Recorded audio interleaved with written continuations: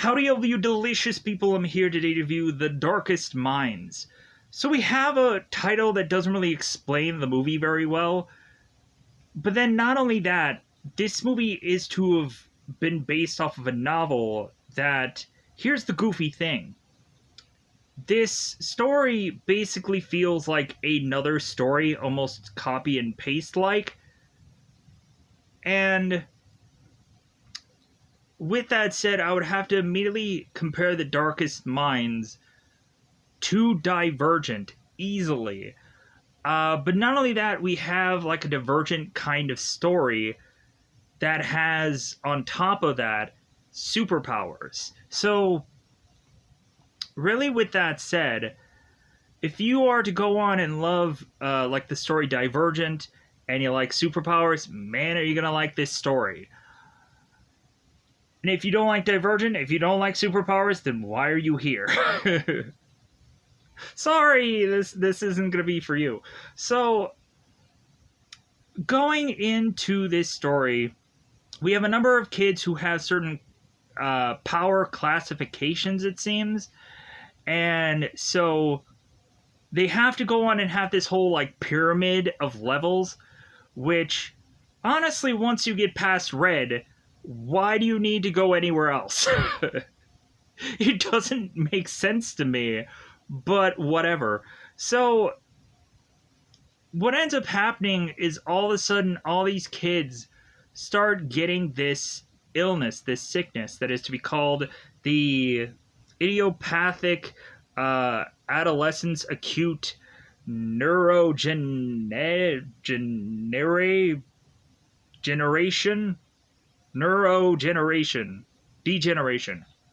I don't know. It's weird. So, and they have an acronym for it, so that way they don't have to go on and say it consistently. IAAN. Sure. They could just call it Ian. Anyways. So, we have certain characters who are green, who are supposed to have, like, safe powers. Like, they're to be really smart, I guess, because really with Charlie, I never really see what exactly his power really and truly was, if not for him being smart. I never saw what power he had. We have Blue, who are very guarded, and these are the characters that go on and can move stuff with their mind, have stuff floating. In which case we have a guy who I believe is Liam, who is to be moving objects with his mind throughout this film, as if it's Chronicle all over again.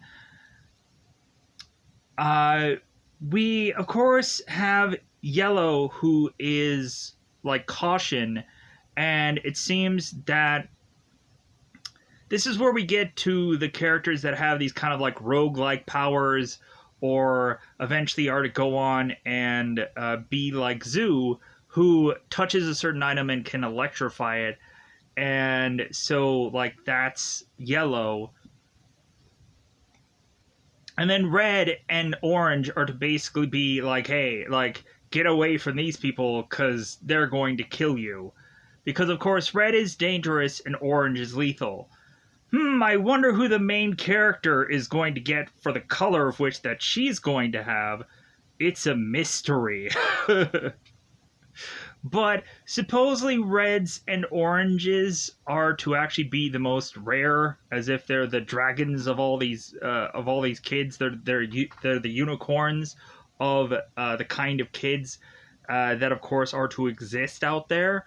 So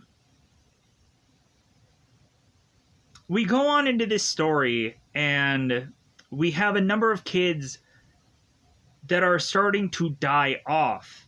And so, all of a sudden, between some kids who are dying off and then some kids who are getting powers, we go on and have all these kids, every single one of them, who just gets shipped off to this airbase.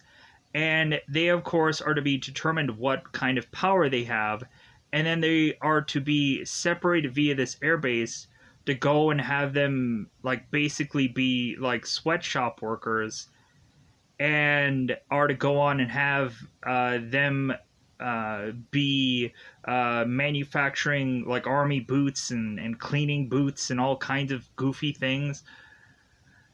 And really, I guess for these characters, the only reason why they're there is so that way they can just serve these military guys, and it doesn't make sense. But so we go on into this story and have Mandy Moore, who plays a girl named Kate, who is trying to rescue a number of these superhero kids to then try and get them away from this airbase to try and save them from certain death, because some kids are trying to run away from this because they are, of course, orange, or they are, of course, red, which will lead them to certain death. So, but they have like the ability to easily control their powers. So it shouldn't be that they should have a less lifespan than anyone else who is to have a superpower of any kind. So eventually Ruby is to eventually find a number of like-minded kids like herself, and they end up going upon this road trip to not only hide from these tracers, who are these bounty hunters, but then also Ruby is to try to go on and find places to hide out, and eventually that leads them to find out about this Slip Kid who seems to be the leader of this hideout for all these kids. And so Ruby and her group are to try to make their way to find these people so that way they can hide out. But then, of course, you also have to realize there has to be a cool, interesting way this movie is to end. And at some point, you have to go on and realize that the people who are to be all good and well and have the best intentions, it seems, I don't know, in this kind of world, I wouldn't trust anybody, because when it comes down to it,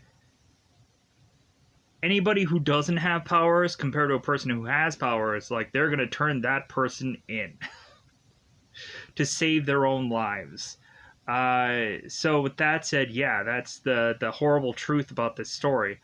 But anyways, with that said, I think it's about that time to just go into more specifics, hopefully, about this film. So let's go on into that double 5-time territory. Let's go on into, of course, what is to be spoiler time. Spoiler time, it's about that time we're going to get into spoil this movie. Where can you go on and see this movie? Well, at first off, it says Hulu, but really, right now, it's on, like, FX Now, whatever goofy app that is. If you already have, like, a cable provider or whatever, it should be easy for you to probably watch this film. But I'm also going to give you some bootleg apps that hopefully you can be able to find, so that way you can go on and bootleg this movie and be able to see it for free, instead of going on Amazon and renting it, if eventually you want to go on and do that also. This movie has some potential. The grading of it is to probably just say it's an okay movie, but that is on a very light scale of okay. Just because if you've never seen Divergent, this movie would probably have you enjoy this movie a lot more. But considering I've seen Divergent, I'm like, how is this any different? This movie is also just very flat, and so that okay is just really just barely hanging on. But there's just some potential there. I liked this movie, even though really I'm just like, man, I almost want to say that this is pretty dang close to being a bad film. But like, it's just like, there's some interesting elements here on a weak side, but still. So, so some bootleg apps. You can go into a Google search and hopefully find a number of these apps, or eventually go into a Google Play Store, because eventually you can go onto a Google Play Store or whatever phone store you have, search the word movie apps, and be able to find a number of apps that eventually can help you bootleg a number of films that you can watch a number of things for absolutely free. But anyways, you can also go onto a Google Play Store and search the word 123 movies and be able to watch The Darkest Minds for absolutely free. Because, of course, with that, yeah, definitely go on and find an easy way to say that you could see a movie by hopefully downloading an app on a Google Play Store. Moving on. So, C Movies app, letter C Movies app. So, you can go on and hopefully be able to go through a Google search, find this app, be able to download it, and be able to find that it's going through an update right now, or it's going through a new name and a new title called Yes Movies. Go ahead and download that and be able to say if you can see whatever you like, any number of items that you probably would have to go on a certain app and have a subscription to see. You can see it there for absolutely free. Next up, you can go on to Fox HD Movies. What I just said will eventually be the logo of the app, but the title will be something different. It'll say Play 1080p HD Movies.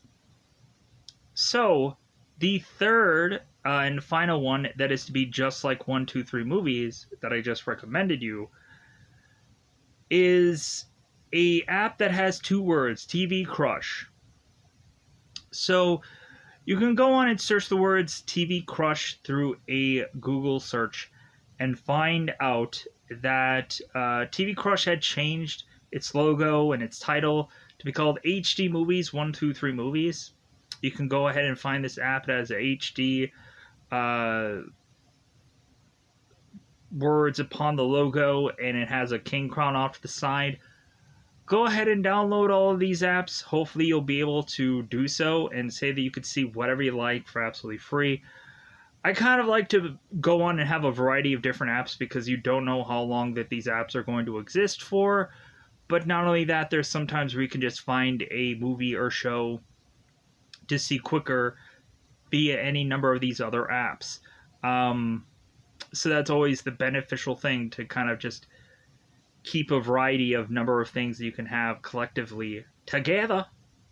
So, now let's go on and go into that double five, because it's about that time to just go on into spoilers about this film. Let's go into spoiler time. Spoiler time is about that time I get to spoil this movie.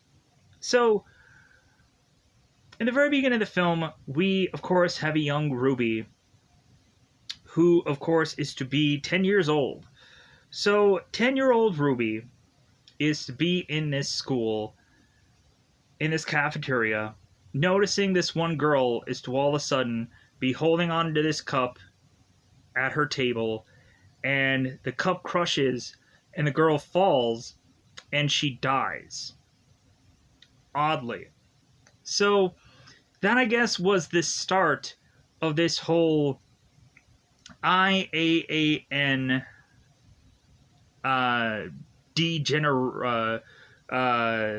illness that is kind of sweeping the whole entire nation. So, all of a sudden, we start to have even the president himself, who is to find that his son is even going through this same illness, and hoping that his son will have a recovery. So, we go on, and they're desperately trying to come up with a cure for this sickness, but what ends up happening instead is we start to have a number of kids who either die or have superpowers.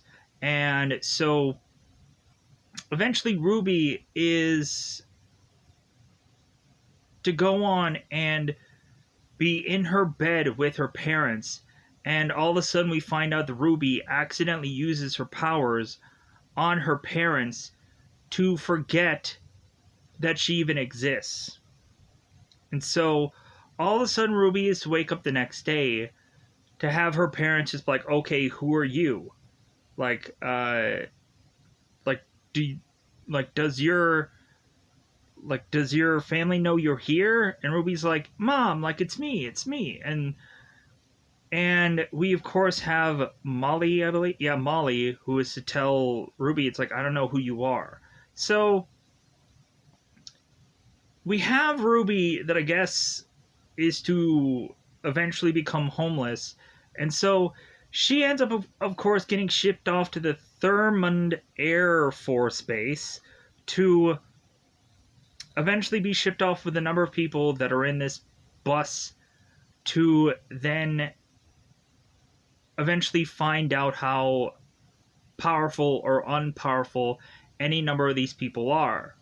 It seems that one kid is to go on and make it out of this bus, and he all of a sudden does not want to go where all the other kids are going, and so all of a sudden he decides to go on and use his power to eventually have this one military woman shoot herself in the face and kill herself off. And then they go on and they arrest this kid and force him to just kind of get out of here. So, like, for a lot of people, this could probably feel just like the movie Firestarter for a lot of people who were to go on and see that Drew Barrymore movie. Because eventually the remake of that is just, it is what it is. So, we have Ruby that is to go on and be in this doctor's room where we have a guy named Dr. Viceroy. What a goofy name. Viceroy. That feels like an old villain from a video game. So, maybe it's Street Fighter? I don't know. But yeah, so we have like Dr. Viceroy who goes on and explains to Ruby the color class levels of the safe, guarded, caution, dangerous, lethal, because we have to understand like how powerful a certain character could eventually get, and they have to show kind of quick examples of certain characters through cutscenes. So we end up going on having Viceroy going on and taking a sample from Ruby, and come to find out Ruby is to be orange, and what ends up coming on the screen is for this girl to be terminated. And so Viceroy is to go on and take this needle out and just like, okay, we're gonna go on and take care of this, which basically means kill this girl off. So Ruby is to figure out what's going on, and so Ruby is telling Viceroy to change her records to make it look like she is green and she is safe. And of course Viceroy goes on and does that. So now Ruby's in a classification of her own. And so come to find out, basically Ruby's ability is to mostly be really just the equivalent of a Charles Xavier, or is to go on and be a, like, I would call her, like one of those kind of like mind characters or Jedi kind of characters. Like, this is not the droid you're looking for. That's basically what Ruby is. And so I'm like, how is that lethal? Man, that seems very weak. But I guess maybe, like, it just comes down to, like, you would think, like, Blue, like, the guys who can be able to move stuff with their mind, you would think that would be dangerous, that would be lethal. Going on and having a person who can just do stuff with their mind, like, doesn't feel all that lethal to me. But we have, of course, Ruby, who could figure out how to erase people's memories somehow. But anyways, eventually we'll get there. So Ruby is to go on with all the greens, and she's to go and fix up these boots and put together these laces. And all of a sudden, we have one guard here who is to be the captain, because he has no real name, sadly enough. And so the captain goes on and he is ribbing Ruby and ribbing this other girl, while, of course, Ruby is putting on these laces. And so that kind of tells you that this guy is going to eventually, like, when he sees this girl, he's definitely going to go on and try and get rid of this girl because she gave him lip service. So we have the captain that just assigns to do a random kind of census or analysis on if there is to be a certain powered individual in their midst that isn't graded correctly, and come to find out, they find that Ruby is to not be green, she is to be orange. So she falls over and is to wake up in this hospital room next to Kate, who Kate is Mandy Moore. So Kate is explaining to Ruby that, like, well, hey, like, it seems that you're here now, like, you fell over, right? And so all of a sudden, Kate is going on and giving Ruby this note that is to say, like, hey, like, I know you're orange, they know you're orange, here's this key, like, if you want to get out of here, come with me, like, if you need a friend, like, I'll help you out. So Ruby is to sneak out of this place and is to make her way into Kate's car. And so Kate is going on to see the captain as she is leaving. And so Kate is saying that the other doctor that she's with is very sick, and that Kate is to just try to just get her out of here so she can be, like, quarantined off away from everybody else. But we just consistently have the captain who wants to go on and see this woman's face. And so Ruby ends up touching the captain and saying that the captain does not feel well, and that the captain didn't see anything here that resembled Ruby or whatever, and for him to just go on and just leave. So the captain is to repeat everything that this girl is to say and then walk off, as if this isn't the droids that you're looking for. So Kate and Ruby make their way out of here, and they go on to this safe zone, or this, like, gas station that seems to be abandoned. So Kate meets up with a guy named Rob.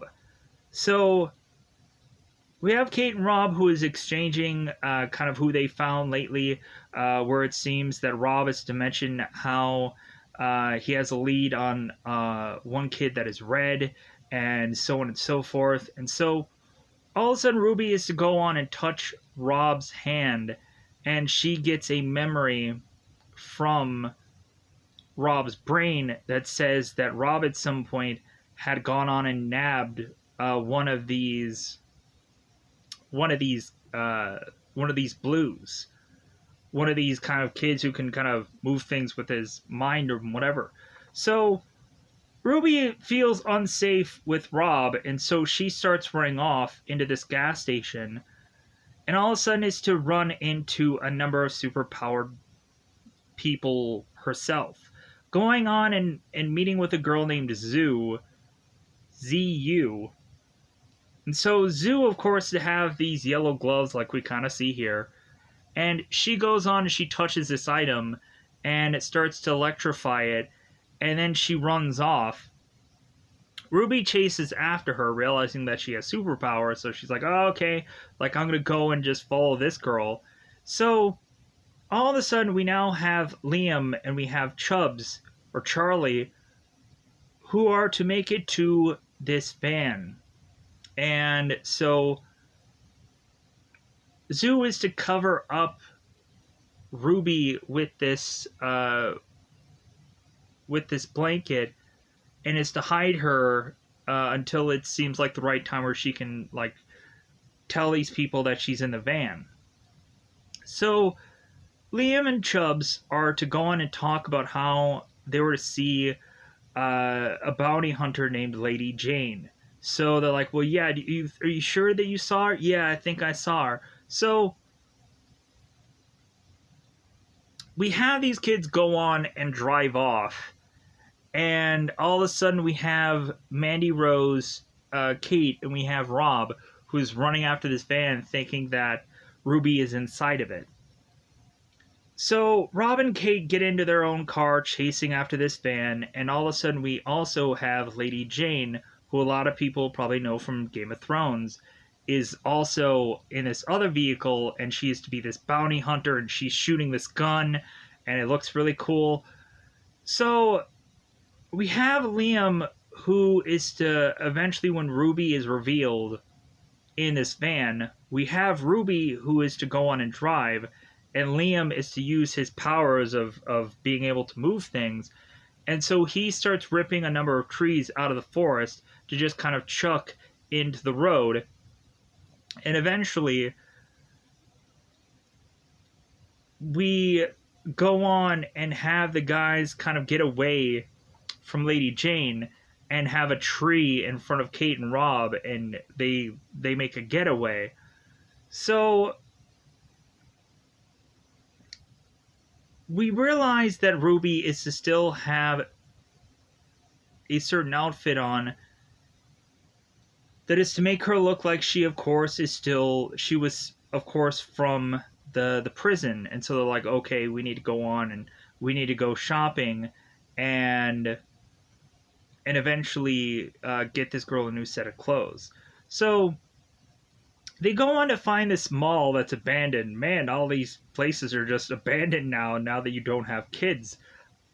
I guess for the adults, I guess it's like, well, I guess there's no point in us going on and doing anything anymore, right? Because we have no more kids to just pass anything off of, because they're either all dead, or like, I guess all these locations would just be reserved for the youth, right? Like, I guess where all the youth would go on and spend more time in the mall. Is that still a thing? I don't know. I'm not exactly youthed myself. Anyways, so the mall probably feels like an 80s thing. I don't think malls are where it's at anymore. That doesn't sound like a fresh saying either. Anyways, where it's at? Do you guys know where it's at? I don't know where it's at. Anyways, so they go into this mall, and we have Zoo, who is to use her electricity ability to bring power back into this mall. And so they're just going on this shopping spree where they are to basically just take whatever they want, because this mall is abandoned. So eventually this leads them continually going through this mall and realizing that there is a sign that says the word "get out." And it's like, oh, you guys saw the Jordan Peele movie too? Oh yeah, I like to get out. Hey, like, what scene did you like the most out of Get Out? Let me know. Anyways, so come to find out, there is a number of kids that are to be all in like head to toe covered, who are to have these superpowers, the blue ability of moving objects with their minds. So they start going on and taking both Liam and both Ruby, and they're kind of like dangling them back and forth, up and down, and by the time that they raise them higher and drop them, we have Liam, who uses his power to stop them from falling. So going on, we have these guys who are to say it's like, well, hey, we thought you guys were bounty hunters or tracers, so we just thought that we would try to scare you to get you out of here. And it's like, no, like, we're just like you.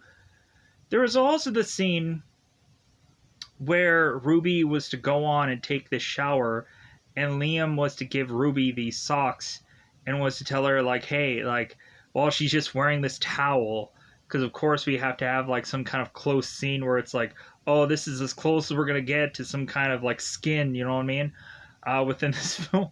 So Liam is to go on and look at Ruby and just be like, yeah, like, you're probably gonna need socks because you don't want to go on and have any extremities get make you sick or anything like. It's like Chubbs is like, wow, Mr. Romantic, all right. Like, yeah, you're really trying to go on and butter this girl up. So, because Liam, of course, is very interested in Ruby, and the connection happens, and they seem by the end of the movie fall in love. Because of course they do. Because who else can eventually just? You have to have some kind of romance in this film, anyways. So we go on and we find out that the kids that are trying to go after the poster kids here, they have a possible address for kids to go on and be safe. But all they end up telling them is EDO. Because, of course, they want to try to keep it secret, but Ruby is to easily sift this address out of them by using her power. So, come to find out, they couldn't figure out what EDO meant, whether it's some kind of like certain kind of numbers or combination of things. They couldn't figure it out. And so Ruby mentions maybe it's not an O, maybe it's a 0. And so all of a sudden they realize that it's some radio frequency that is to eventually give off the address, and like, oh my god, this is great.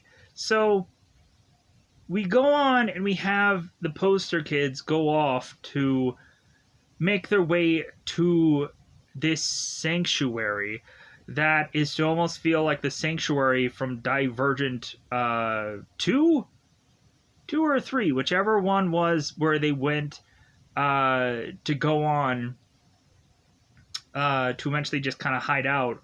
But that didn't last very long because people are still looking for the Divergent girl in this location. And so, yeah, and that kind of happens kind of similar here. So, all of a sudden, while we have Ruby, that is to completely forget that Liam even exists, and this is like almost Hunger Games all over again, as far as relationship kind of things go. We have Ruby that eventually is going to meet another orange called Clancy Gray, who is actually the son of the president, who his father had lied about him being cured from his superpower, and so the president just said that Clancy was cured even though he wasn't.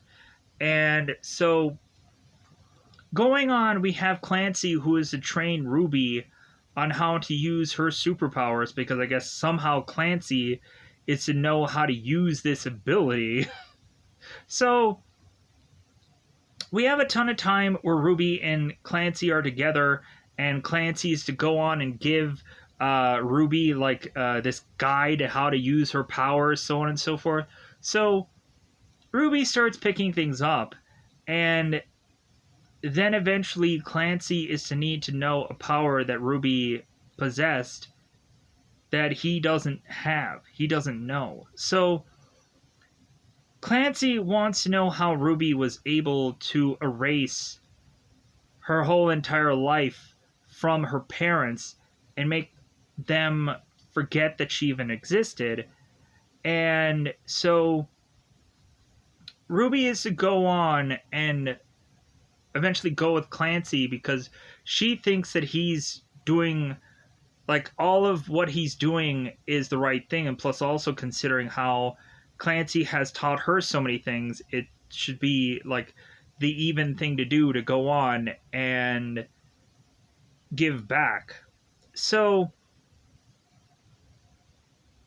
we all of a sudden have Ruby that is talking to Chubbs, and Chubbs is mentioning that he's kind of getting homesick, and it would be great if he can go on and try to call his parents on the computer.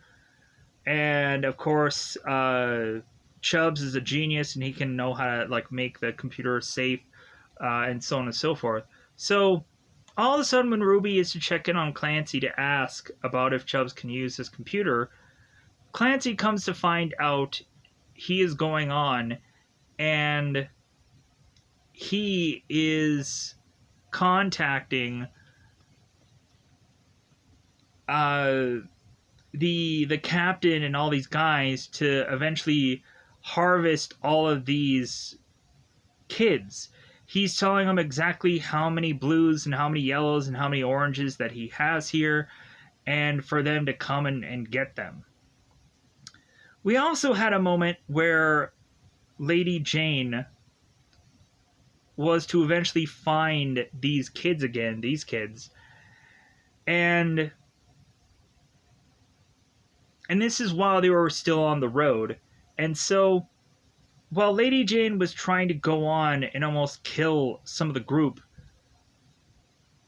and was to tie up one of the kids, when Lady Jane was to go on and touch Ruby, Ruby ends up using her powers on her, and she basically does the exact same thing that the one girl does to Stryker at the end of Wolverine Origins, where Ruby tells Lady Jane to continue to walk through this forest, and no matter if she gets tired, no matter if she gets hungry, no matter if she gets thirsty, just continue to walk through the forest forever. And Lady Jane's like, ever? And the girl's like, ever. So Lady Jane is just going and doing what this girl requests. So we of course have Jane, who walks off, and they're like, okay, let's get out of here. And then eventually they go on to find Clancy Gray and all these people and feel like they are safe. So Ruby then finally goes on and is to showcase to Clancy this power that she has. And Clancy is to go through Ruby's mind, to go through her memories and figure out how this all works. And then Clancy is to try to put the moves on Ruby by trying to bed her, and Ruby is not interested. And so Clancy is just like, well, okay, well, I guess since that didn't work, I can just use your power against you and erase every bit of you that I don't like, and just kind of have you, like, be on my side and love me, because I can just manipulate you now. And also, like, Clancy's to show his cards here and just say, like, hey, like, people are coming for you anyways, so, like, you're gonna end up being with me. So Clancy is to go on and team up with the captain, because I guess the president, President Gray, is to eventually go on and be locked away. So it seems that Clancy is to have the upper hand here because he has powers. So Clancy goes on to... And there's, like, certain things where they mention that, like, Clancy's reformed and all these kind of things, which is just another lie and whatever it is. So Clancy goes on and is to showcase, like, all the people that are on Clancy's side. And Clancy is to have a huge number of, like, Reds. Like, we have a bunch of kids that are all Reds. And come to find out, they have this dragon-like power For those of you that were to go on and see Iron Man 3 with like the extremists kind of thing, like basically the same kind of characters, but like the easiest comparison would be that they're like dragon like characters that flow fire through their mouths, and it's cool and interesting, right? So we have Clancy and we have Ruby. And so Clancy is going on and basically saying that he's going to go and wipe out Ruby's brain and keep whatever he likes. And Ruby's like, well, I like who I am right now. And so all of a sudden Ruby is to take down this this helicopter and just kind of crash it right next to them, forcing Ruby and Chubbs, because Chubbs finds Ruby, grabs her, and tries to run off. And there is to be an explosion of flame and so on and so forth, and Chubbs ends up getting hurt a little bit, so much so that he needs medical attention because these are severe burns. And eventually, the longer and longer you wait for severe burns to heal, the more you can eventually go on and die. Watch the movie The Mist just for that point. But I don't know why you probably would. Anyways, because I made it right then. Anyways, so we have Liam, Ruby, Chubbs, all who are to eventually go on and make it to the home where the league is, which is basically where Kate and Rob are, because Ruby is to go on and have had this little tracker that Kate gave her, that all Kate told Ruby to do is press on this thing for 3 seconds, and Kate will know where Ruby is. So Ruby, because there's nowhere to go, uses this tracker, and eventually Ruby is to wake up in this bed, and Kate is there to give her an update on, like, well, hey, like, it seems that Chubbs is getting medical attention. Once he can see people, like, you're the first one that's going to be there.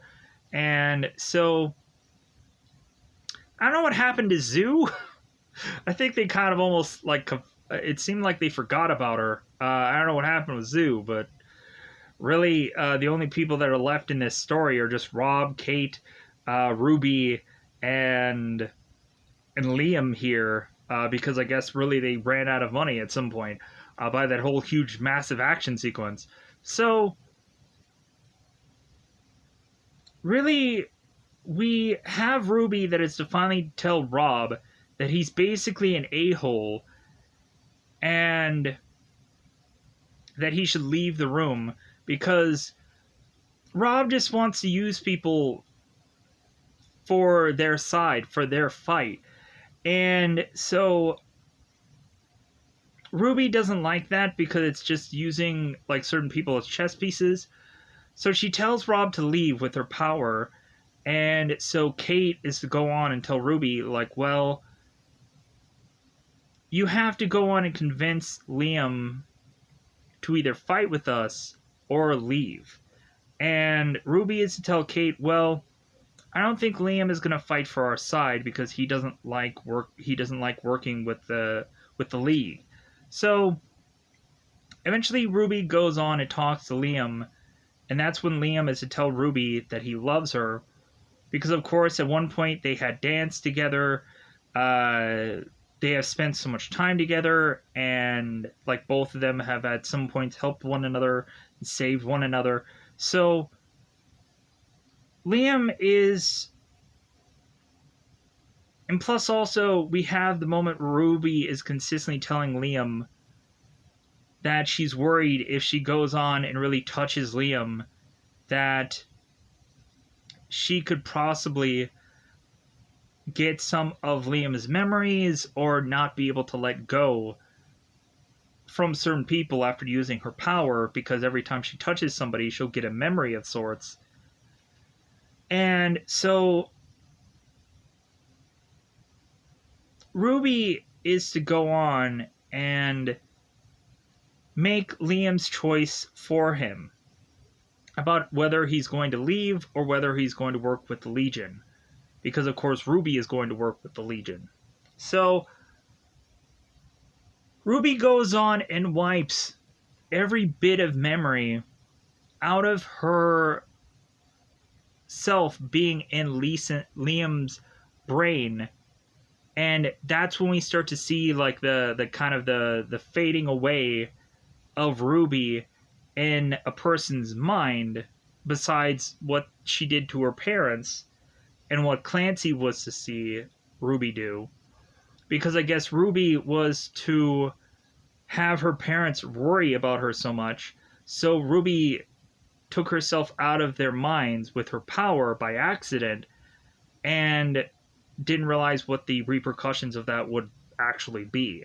So, but by the end of this movie, Ruby is to wipe out herself out of Liam's brain. And so now Liam is to see Ruby as just some Legion girl. And Liam is to decide to go on and walk away from Ruby. And Ruby is to tell Liam to like, hey, like, keep yourself safe. And he just walks off and just runs off away from Ruby. And that's how the movie ends, as if this is like Spider-Man No Way Home. So, we also had Liam, who had this story for Ruby, on how he imagined what life would be like if there wasn't all these like superpowers and all these things, and if Ruby, of course, were to have been back with her parents and Liam were to be back with his, and eventually they would both randomly go to this one location together and meet one another, I think at this beach, and eventually that's how they would have like met one another if this world didn't turn out the way it did. And I thought that that story was nice, but again, it was just kind of like, okay, like we're kind of stretching the end of this film. But really, between the two of them, this whole story was just a means of just saying like, well, I guess we're going to just say goodbye here. And so that's how the movie just kind of ends. So with that said, I think I'm going to end this review so I can try to quickly get this out of here. Honestly, I'm not quite sure. Some goofy things are kind of going on with the Wi-Fi today, so I don't know when this is actually going to actually go out. So, hopefully I'll be able to put this out today, or eventually I'll somehow be able to put it out, I hope. But anyways, I'm going to get out of here. Goodbye, everybody. Goodbye, everybody.